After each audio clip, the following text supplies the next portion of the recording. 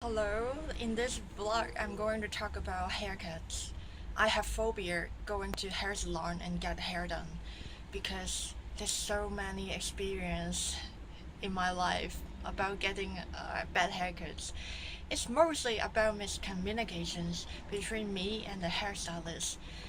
There's one time I just want to have a trim in my bang and then the hairstylist asked me, you want it even or choppy? And I got a question um, whether my extent of choppy is the same as yours. But I try to tell him that I want it to be a bit choppy, but not too thin in terms of the layer. I don't want it to look like just there's a few strands hanging.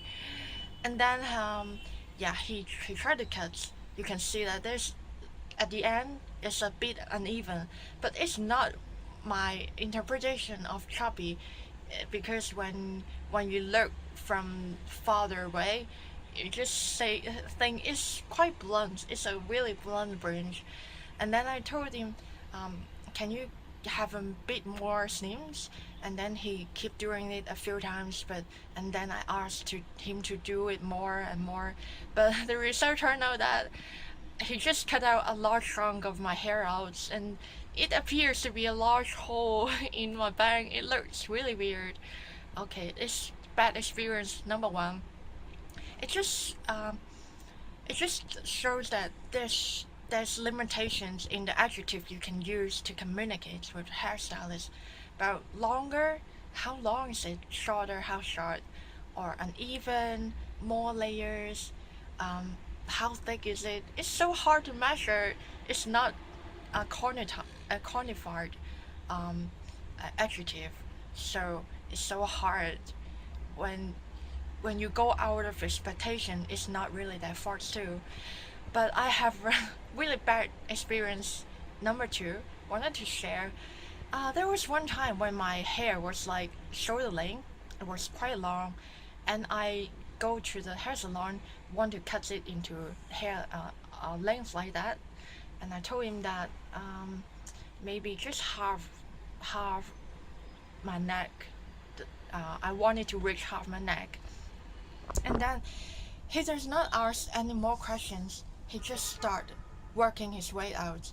But in the midway, I know something was wrong, because at the back side he cuts it with just 1 centimeter long, and then you can touch it. It's really stinky and prickly because it's like almost like a guy's hairstyle at the backside. It's so horrible. And then it turned out that he was going for the bob style that is very popular at that time, with really short backside, and then with the slants, it with stiffness, it becomes long. It's like Rihanna's hairstyle, but certainly it's not what I look for. I just want a regular one like this, no, really even and regular one. Oh, and then it's too late. I tell him that, oh, I did not ask you to do that. Why? But I know. Another lesson learned, you should always try to prevent any possible mistake that the hairstylist make. He may expect every customer coming in for the trendiest style because on the streets, 10 8 out of 10 girls were in that bob style haircut, and there's really risky if you do not voice out beforehand. And then the cause is that, oh, my hair was, it takes me 2 years to grow back to shoulder length and then to cut it into what I wanted. So I have really bad experience in hair salon. What about you? um, I have learned that always make it really clear, as clear as you can, when you tell the hairstylist what you want, and try to prevent um, any potential um, styles that he would go for, any potential directions he would go for beforehand. And now I have learned something, that always search for a picture for a reference.